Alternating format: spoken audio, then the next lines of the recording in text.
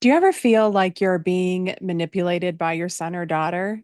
In this episode, we're unpacking what manipulation really is, why it's a normal human behavior, and how to tell the difference between manipulation and genuine desperation. Plus, I'll share some practical ways to respond that leave you feeling empowered and compassionate rather than trapped in that victim perpetrator cycle. This will reframe manipulation in a way that's healing for you and helpful for your child. Welcome to episode number 105 of the Living While Loving Your Child Through Addiction podcast, formerly known as Living with Your Child's Addiction. Here, we focus on self care as well as tend to our own lives while also extending love and compassion to our kids. This podcast offers science backed skills to bring hope and healing to your entire family. Before I share about manipulation, I want to share two things that I'm working on. The first thing is that I am hosting another free boundaries masterclass early in December, and I don't have the sign up ready for that. But if you are on my email list, you will be guaranteed to get the notification as soon as I have the sign up ready for it. So if you're not on my email list, you can get on there by signing up for my free guide, A New Perspective About Enabling, a guide for parents who want to help their child but aren't sure how. And that guide gives you some empowered ways to think about the concepts of enabling and some evidence based ways you can help that aren't considered enabling. So the link to that is in the show notes. It's also on my website, heatherrosscoaching.com. And if you sign up for that, you'll get on my email list and you will be the first to know about the next Boundaries Masterclass. I am sure it will be very helpful with the holidays coming up. The second thing is that we are having a Black Friday sale on the We Women Retreat website for the We Women Wellness Retreat for the month of November. You get $125 off of the cost of the retreat using the code Turkey125. And something that I want to be clear about is that this retreat has nothing to do with addiction. And I'm really excited about that because it helps us to focus on ourselves as women first. We are all women with many layers, interests, dimensions, and we need things in our lives that just focus on nourishing all parts of us, not just one aspect. And that's why the focus is on we women and not on addiction. But by focusing on ourselves and living as an example, we benefit the whole family. We don't focus on ourselves enough. We're so busy taking care of everybody else. Next thing you know, we're completely depleted. We're confused about what happened over the last 20 years and wondering like is this it? Is this all there is to life? And it just isn't all that there is. The retreat is the perfect time to reconnect with yourself and pay attention to what you want and need. It makes our life so much better when we give ourselves that attention first. We have so much more to offer our families when we do that. It's this beautiful ripple of self care and really being able to be there for each other. And the retreat is in Florida in February of 2025, which is an absolutely incredible time of the year to be here. There's hardly any humidity. The weather is great. We already have women coming from all the way across the US in on the West Coast and This retreat is definitely worth traveling for. Last weekend, my retreat co host, Debbie, and I were at the Marywood Retreat and Conference Center where we're hosting the retreat. And the feeling of peace just driving on to the property because it's kind of far back into the woods away from all of the hustle and bustle of everyday life.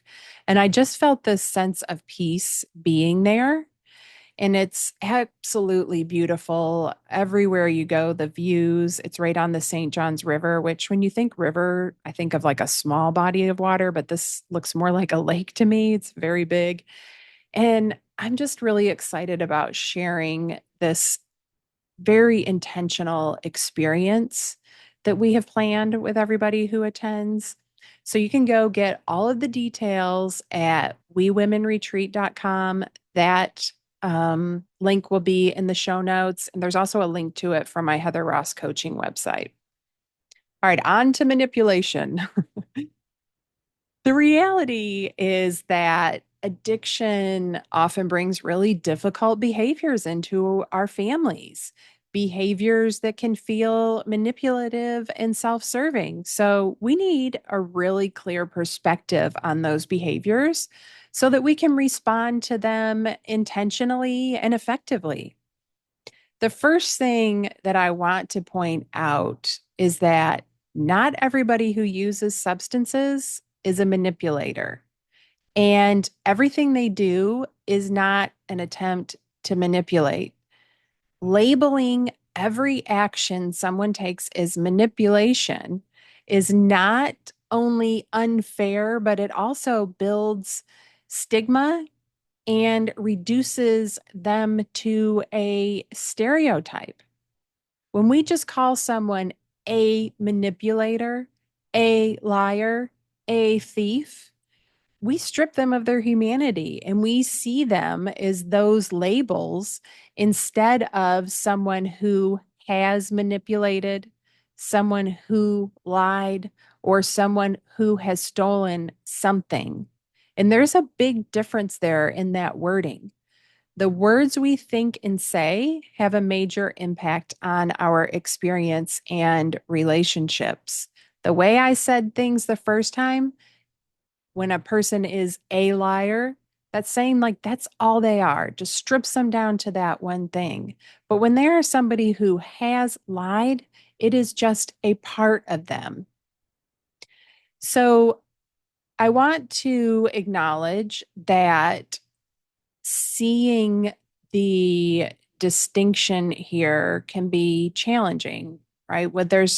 When addiction brings a cycle of highs and lows, there's all these promises and letdowns.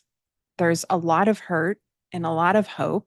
It is natural to feel tired and defensive, and that is okay. This is a difficult line to walk, especially when we're just so emotionally invested in our kids' recovery and we want so much to protect them. And of course, we want to protect ourselves. So be kind to yourself as you're listening to this podcast and honor your human experience as well. Let's start with the basics of defining manipulation so that we know the facts. I love looking up words because I find the more I understand words and expand my vocabulary, I expand my understanding of the humans in general.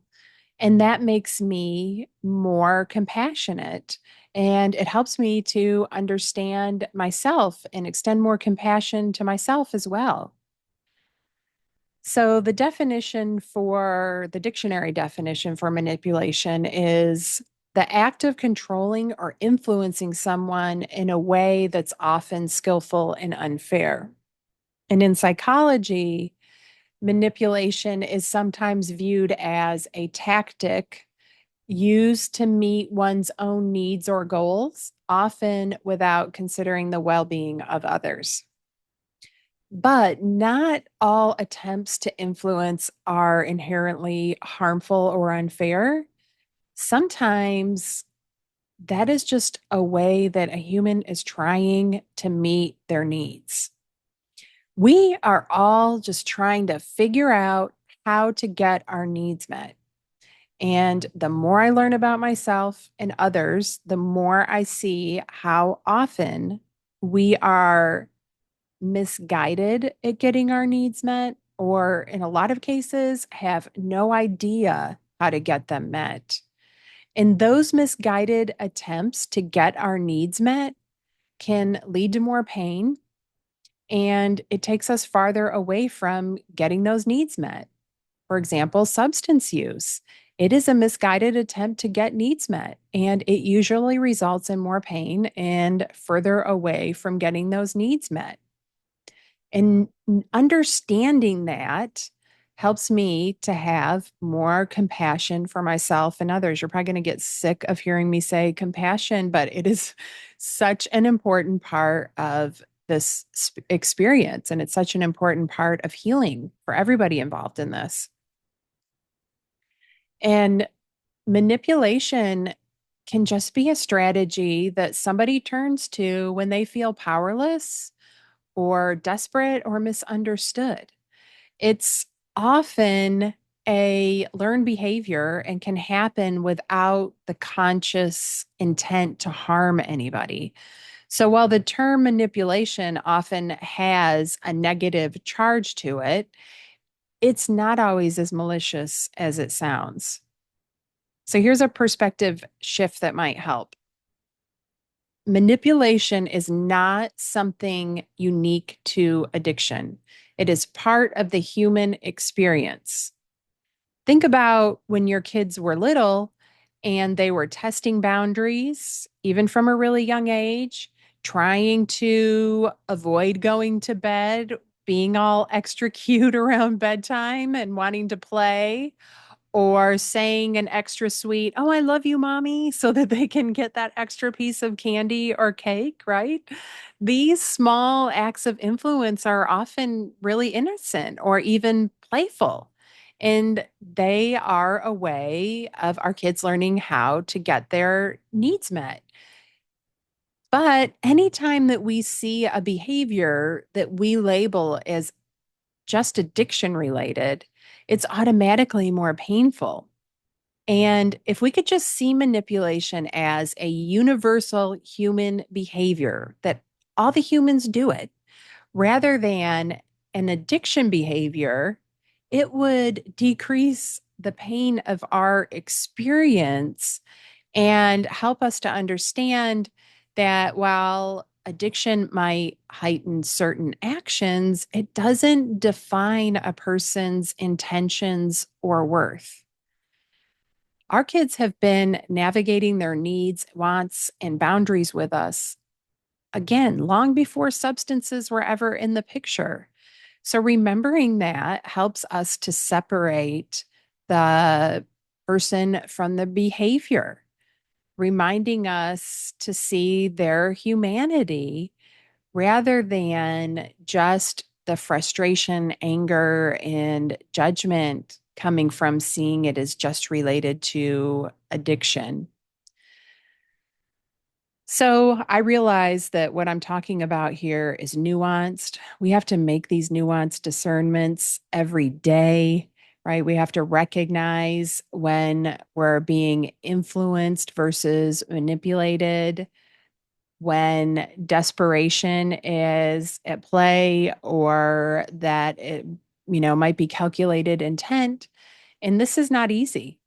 These distinctions are really difficult. It requires us to really be clear-headed and intentional, especially when you're tired, your feelings are hurt, emotionally spent. It is so hard to remain in the neutral spot you need to be in. So be kind to yourself as you're listening to this and as you're navigating this difficult experience. Honor your feelings. Your feelings matter in this. If you feel hurt, angry, suspicious, those feelings are valid. Give yourself space to feel those feelings. Don't just try to push them aside and say that they're wrong. They're not. The key is to be intentional about shifting toward a response that feels aligned with who you want to be in this situation, while also honoring your true feelings. That is self awareness, and it's important here. So, a question that you could ask yourself is, how can I respond in a way that I feel proud of? What can I do to maintain my own sense of calm and integrity here? This approach helps to keep us grounded and focused on actions that reflect our values rather than being reactionary in the heat of the moment. And the reality is, when we think our kids are trying to trick us or manipulate us, and we make that mean something about us, or that they don't respect us, and then we react from hurt or anger, we regret those things later. But when we respond from a place of clarity and compassion, we're much more likely to feel empowered by our actions. So when we stay present, self-aware, and intentional, it benefits us and it benefits our kids. So let's dig a little bit deeper into distinguishing when we are actually being manipulated versus when our kids are simply desperately trying to influence us. It's helpful to look at the underlying emotions driving their behavior. For example, if your child is struggling and reaching out, their behavior might come across as demanding or intense, but it can also be genuine to what they're experiencing at the same time. It doesn't necessarily mean that they're being manipulative. They might just be trying to get help the only way that they know how. So I have a story about this. One time, Helena called me. It was in the winter in Oklahoma, and she said that she needed money for the electric bill. At the time, she was renting a room from a friend, and that room was a garage. It was not a converted garage that was insulated and had a normal door on it. It was just a garage with a, regular garage door on it. And when I was over there visiting her, I could see the light coming around the edges of the door. So whether it was hot or cold out, that air was coming in. So it was important for her to have electric so that she could have a little heater in her room. So the moment that I picked up the phone, I felt the intensity of her energy. She was talking really fast, telling a long story about why they didn't have any money to pay the electric bill. And if they didn't have electricity, that they wouldn't have heat or Wi-Fi, they wouldn't be able to cook. She was just frantic, which of course made me frantic. The minute I picked up the phone, my energy had matched hers, and I was panicked because she was panicked. But somehow I calmed down enough to come up with a good plan and also align with my values and boundaries. And I used what I call my yes for a no. I'm sure maybe you've heard me talk about this before. That's something that I came up with to make what we were going through easier on both of us. And that was, whenever I said, no, I don't want, won't do what you're asking me, I always followed that up with, but I'll do this instead, and offered what felt good for me to say that I would do. So, no, I will not give you cash to pay the electric bill, but I will pay the electric bill directly to the electric company if you supply me with the information. Well, she's fast. So she had a big, long story lined up about why that wouldn't work and how they needed cash. And I could tell that she was not happy with me. And that was hard for me. I didn't like how it felt to disappoint her, but I lovingly stuck to my boundary because by that point, I had been working with my coach and I was doing some really good work on my own self awareness and managing my emotions and tolerating all this discomfort that I'm feeling on this phone call. And she kept working on me to get me to change my mind. And finally, I reached the point that I knew that I could not continue to talk about it anymore. So I just told her, I love you, but I can't talk about this anymore. If you figure out a way for me to pay the electric company directly, I'm happy to do it. Just send me the information. But for now, I'm going to hang up. And you might be thinking that she was trying to manipulate me with all of those stories, but I didn't think of it that way because I knew that there was desperation underneath it, that she was probably going through withdrawals, and nobody wants to face that. Plus, thinking of it as manipulation didn't serve me and it didn't serve our relationship. I knew the facts and I knew that it was up to me to protect myself. It was up to me to stick to my values and boundaries, even though it was hard. So, compassion for both of us is called for here. I was able to be compassionate because I understood what was underneath her request. So, the next time that you're in a situation like this, ask yourself, is this behavior coming from a place of desperation, fear, or sadness? And if so, how can I respond in a way that acknowledges their feelings without necessarily giving into the demands? I'll repeat that. Is this behavior coming from a place of desperation, fear, or sadness? And if so, how can I respond in a way that acknowledges their feelings without necessarily giving in to demands? This perspective can create a shift from feeling manipulated to recognizing a chance to provide guidance, support, and empathy. And that moves us from being at the effect of their manipulation to an empowered place of intention. Another step toward creating a compassionate response to something that feels like manipulation is reconsidering the language that we use. As I mentioned before, the word manipulation is highly charged and often creates feelings of resentment and defensiveness. So instead, we could consider using a phrase that serves us, like calling it a coping behavior or an attempt to get their needs met.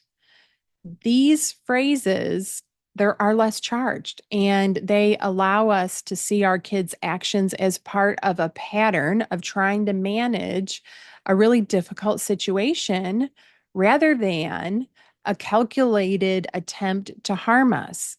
It is not about us. It is about them. Their behavior is about them.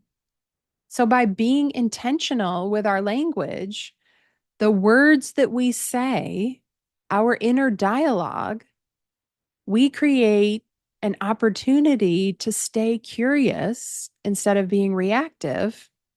And that opens the door for more compassion rather than judgment. When we label somebody as manipulative, then we're placing ourselves in a victim role. And this sets up a dynamic where we see them as a perpetrator and ourselves as a victim. But this mindset disempowers us. It makes us feel more vulnerable and powerless, and it sets us up for so much pain. It's so much harder to respond thoughtfully and constructively when we're stuck in the victim perpetrator role. But instead, we can choose a more empowering mindset by recognizing our role in the interaction and where our power is in the interaction. So if we see that someone is trying to influence us, we can ask ourselves or manipulate, what is within my control here? Just that shift to questioning can open up new approaches. And this shift allows us to maintain our own boundaries and focus on what we can control so we don't feel so helpless. We become more intentional in how we engage, making choices from a place of strength and self respect if we stop and ask ourselves what we're in control of, if we stop and shift into being empowered instead of a victim of a perpetrator. So let's shift to how you can use skills like craft and boundaries to approach these scenarios. The craft approach, it's community reinforcement and family training, offers really valuable skills for navigating situations where we feel manipulated or influenced. So here's just a couple techniques. One is reinforcing positive behavior. If they try to manipulate us, say to avoid responsibility, we can look for an opportunity to praise, to positively reinforce where they're being accountable in other areas. So when we reinforce what we want to see more of, rather than focusing only on what we don't want to see, we can shift that dynamic. The second thing is using I statements. So rather than reacting with, you're just trying to manipulate me, right? Starting with a you, try framing it from your perspective. I feel overwhelmed when I'm asked for money without notice or time to think about it. I statements help us diffuse that defensiveness and they open up much more productive dialogues. The third thing is setting clear boundaries. I mean, boundaries are essential. If we're clear on our limits and we calmly reinforce those limits, we maintain our own integrity and we reduce the likelihood that we're going to be persuaded by guilt or pressure. So, for instance, I can't lend you money, but I'm here to talk about what's going on, right? Setting those boundaries in a calm, confident way can communicate that you care. And it also communicates your strength in the situation without fueling any kind of arguments. So, those were three very impactful ways to focus on what you can control. We are in control of our actions and our experience of the situation based on how we think and feel about it. And by understanding manipulation in a broader context and viewing it as a way to get our needs met, we open ourselves up to compassion and being empowered. We can choose to stay empowered, respond with kindness, and avoid the pitfalls of the victim perpetrator mindset. Remember that manipulation is just part of the human experience, but so is growth and learning to understand the human experience and the ability to set boundaries from a place of love and integrity. Next time you feel like you're being manipulated, take a step, take a breath, step back, and ask yourself, how can I respond in a way that I feel proud of? What am I in control of here? All right, that's it for manipulation. If you are ready for more support, you can sign up for a road to recovery call. The holidays are coming up, which can be a very challenging time. Give yourself the gift of support through the holidays and the opportunity to create a different experience for yourself and your family this holiday. The link to sign up for a road to recovery call is in the show notes and also on my website. Thank you so much for listening today.